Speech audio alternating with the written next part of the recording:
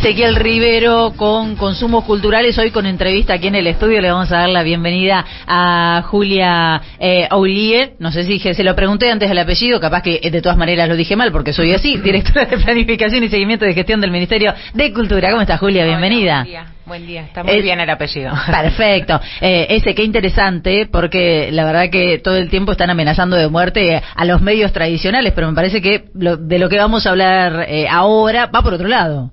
Sí, y además es interesante lo que va a contar Julia, porque esta es como el gran censo de la cultura que se hace es la tercera edición, Julia, ¿verdad? Y da como una especie de gran mapa sobre qué consumen los argentinos, qué hacen, dónde vamos, qué escuchamos, y es un insumo básico y muy importante para la toma de decisiones públicas en políticas de comunicación y cultura. Claro.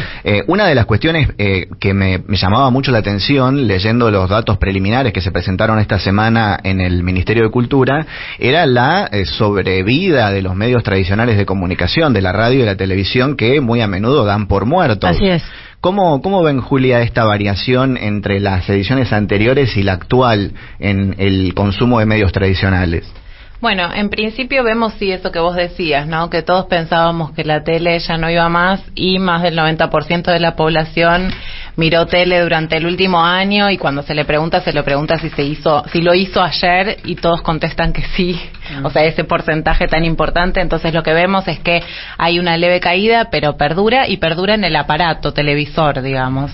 Y algo similar ocurre con la radio, que si bien tiene una leve caída, se recupera un poco respecto de la edición anterior de 2017, y también el dispositivo radio, el aparato de la radio sigue estando ahí entre los más elegidos para escuchar la radio.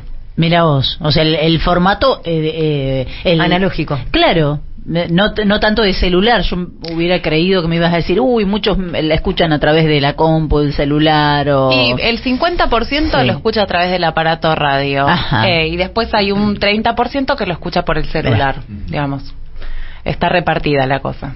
Algo que veía que cae es la asistencia a recitales. Por ejemplo, en el año 2013, el 35% de las personas decían que habían ido por lo menos a un recital en el último año. Y en la encuesta que presentaron ahora, eso cayó casi 6-7 puntos, hasta el 29%. ¿Qué pasó ahí en el medio? ¿Es una cuestión económica? ¿Nos pasó la pandemia? ¿Cómo explican eso? Bueno, ahí en realidad, digamos, la encuesta lo que muestra es cómo estamos hoy respecto del último año, ¿no? Siempre se pregunta por el año anterior. Lo que vemos es que sí, hay una caída respecto de 2013, pero se levanta un poquito respecto de 2017, pandemia de por medio, con lo cual ese aumento puede estar impulsado por la necesidad de la vuelta a la presencialidad post-pandemia, digamos. Por lo menos en 2022 empezó a recuperarse un poco. Hay consumos que son claramente, por lo que veía en los datos, más masculinos y de clases más altas. Eso me llamó la atención. Por ejemplo, la asistencia a recitales o el consumo de podcast. ¿Por qué el consumo de un producto tan accesible como un podcast es algo más consumido por varones de clase más alta? ¿Qué hay ahí? ¿Cuál es la brecha, la barrera que habría que llenar? Mira, cuando analizamos, esto se analizó también en 2017, digamos que se analizaron las diferencias por sexo, porque no estaba la variable identidad de género que ahora sí incorporamos, y había ahí una brecha, por ejemplo, en el caso de los recitales, entendemos que tiene que ver con no tener dónde dejar, con el cuidado de los niños y niñas, ¿no?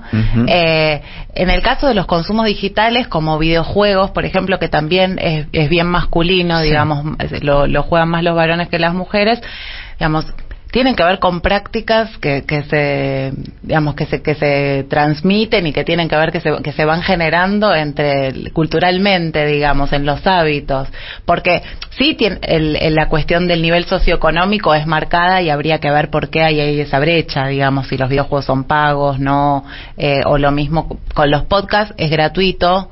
Es extraño, es para observar y para indagar también a ver qué es lo que está pasando ahí. También veíamos que los podcasts es un fenómeno bastante más importante en Cava, por ejemplo, que en el resto del país, ¿no? Como que claro, el 13% de la población escucha podcast, y eso en Cava estaba cerca del 30, digamos, sube bastante. ¿Y hay alguna diferenciación con qué tipo de podcast? Si son de ficción, si son de temáticas de política de actualidad o por dónde va? Sí, preguntamos si las temáticas más escuchadas son las entrevistas, el entretenimiento, cultura y música. Va por ahí. Sí está marcada la edad, ahí entre 18 y 29 años son los que más escuchan podcast.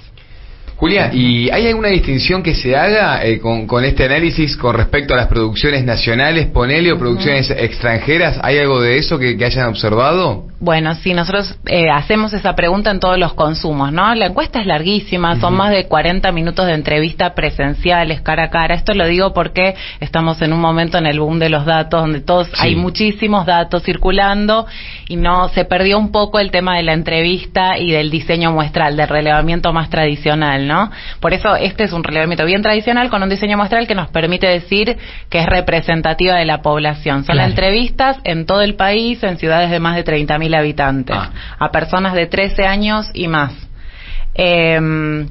Y digamos, me olvidé la pregunta que me habías hecho. En cuanto a los consumos nacionales y extranjeros, y ahí hay una en distinción. todos los bloques, entramos por distintos bloques, digamos, que escuchamos, que leemos, que miramos, y a todos les preguntamos si consumen, si leyeron un libro de autor nacional, si vieron contenidos audiovisuales nacionales, por ejemplo, que eso dio bastante alto, el 70% de la población ve contenidos audiovisuales nacionales. Mira, sí, claro, es un dato ese. Y el cine, dijimos, pasamos por la radio, pasamos por la tele, y después de la pandemia muchos decían, el cine también va a desaparecer, porque la gente mira plataformas ahora. Pues no.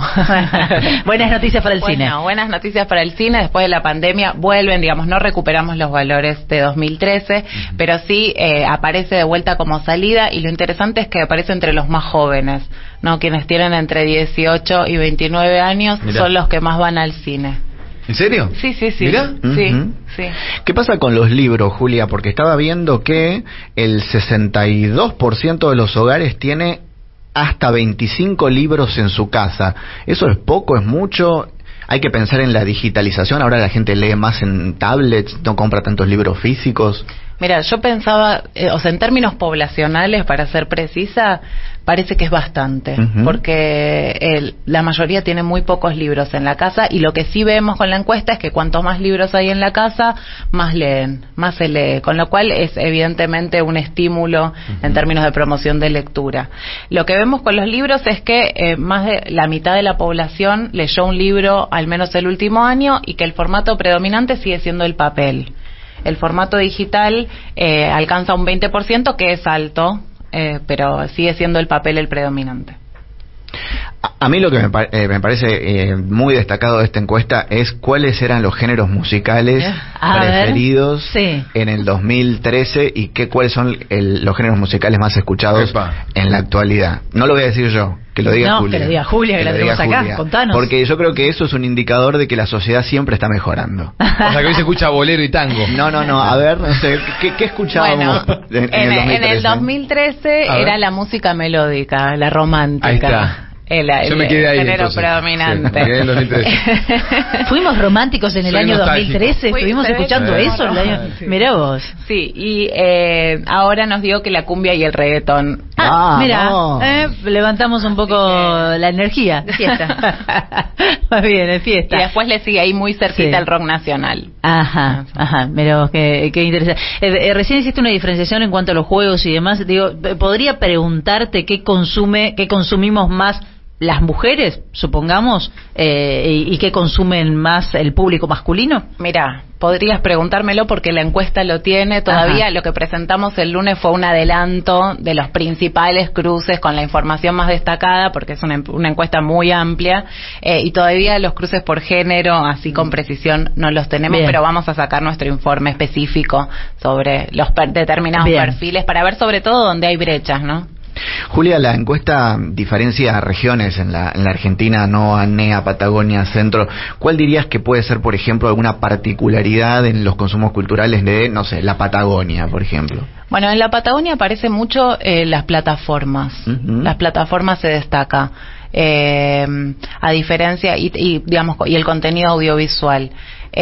A diferencia de, por ejemplo, en el NEA y el NOA aparecen más las fiestas gastronómicas, Claro. fiestas nacionales, ferias del libro, también en NEA, que nos llamó la atención. Obviamente después los consumos masivos están en todas, ¿no? Se escucha música, se escucha radio, se escucha tele, se mira tele, pero aparecen más como las ferias artesanales en el NOA, a diferencia en Patagonia, que es más Claro. consumo de plataformas, apareció también un poco el cine.